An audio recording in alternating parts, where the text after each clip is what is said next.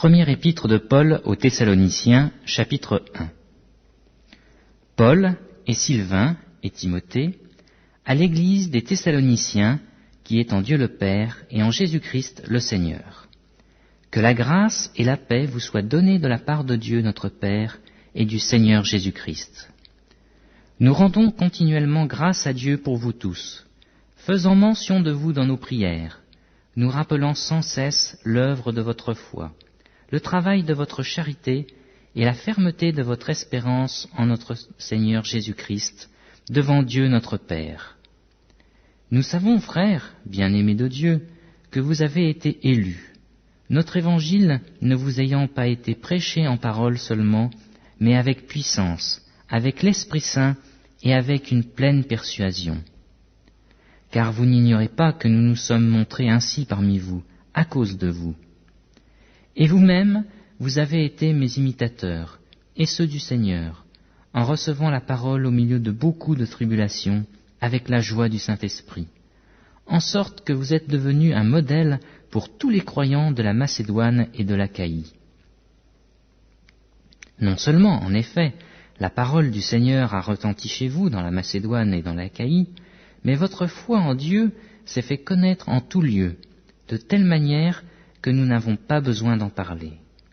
Car on raconte, à notre sujet, quel accès nous avons eu auprès de vous, et comment vous vous êtes convertis à Dieu en abandonnant les idoles, pour servir le Dieu vivant et vrai, et pour attendre des cieux son Fils qu'il a ressuscité des morts, Jésus, qui nous délivre de la colère à venir.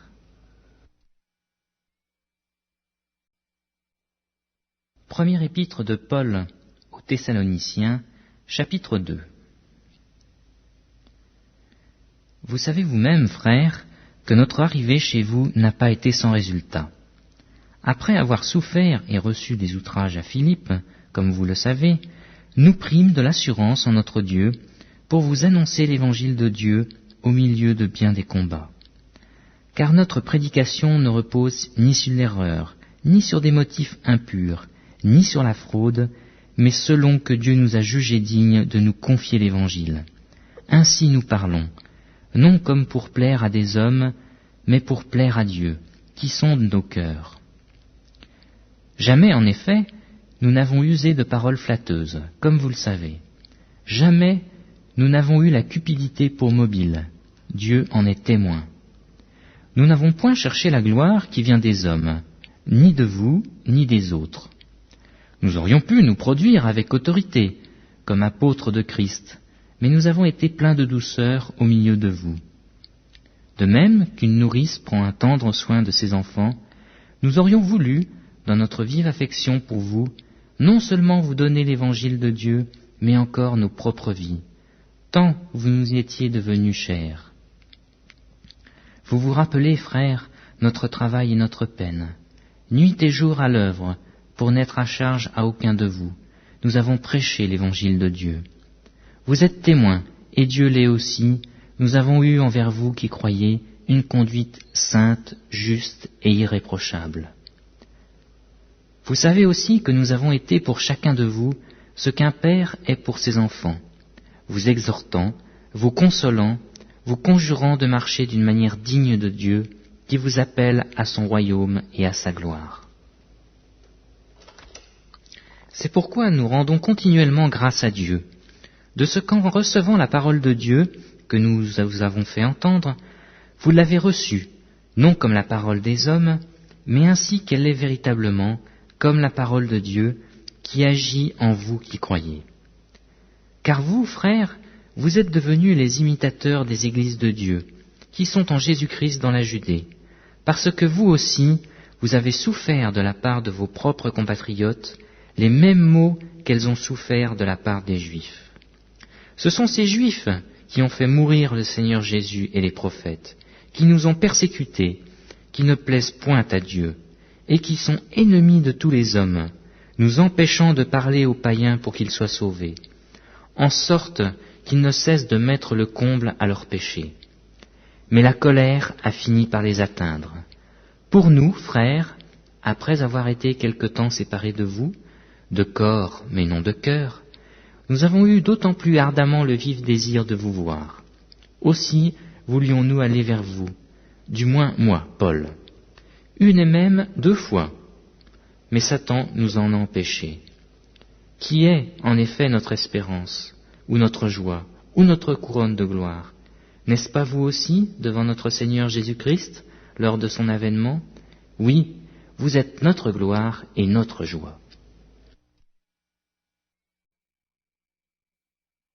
Première épître de Paul aux Thessaloniciens, chapitre 3. C'est pourquoi, impatients que nous étions, et nous décidant à rester seuls à Athènes, nous envoyâmes Timothée, notre frère, serviteur de Dieu et ministre de l'Évangile de Christ, pour vous affermir et vous exhorter au sujet de votre foi, afin que personne ne fût ébranlé au milieu des tribulations présentes. Car vous savez vous-même que nous sommes destinés à cela. Et lorsque nous étions auprès de vous, nous vous annoncions d'avance que nous serions exposés à des tribulations, comme cela est arrivé et comme vous le savez. Ainsi, dans mon impatience, j'envoyais m'informer de votre foi, dans la crainte que le tentateur ne vous eût tenté, et que nous eussions travaillé en vain.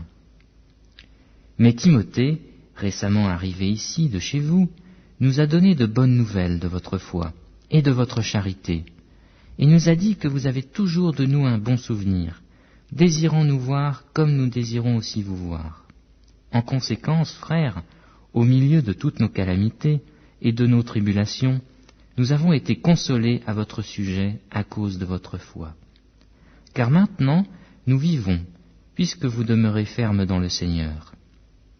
Quelles actions de grâce, en effet, nous pouvons rendre à Dieu à votre sujet, pour toute la joie que nous éprouvons à cause de vous, devant notre Seigneur. Nuit et jour, nous le prions avec une extrême ardeur, de nous permettre de vous voir et de compléter ce qui manque à votre foi. Que Dieu lui-même, notre Père, et notre Seigneur Jésus-Christ aplanissent notre route pour que nous allions à vous. Que le Seigneur augmente de plus en plus parmi vous et à l'égard de tous cette charité que nous avons nous-mêmes pour vous, afin d'affermir vos cœurs, pour qu'ils soient irréprochables dans la sainteté devant Dieu notre Père, lors de l'avènement de notre Seigneur Jésus-Christ avec tous ses saints.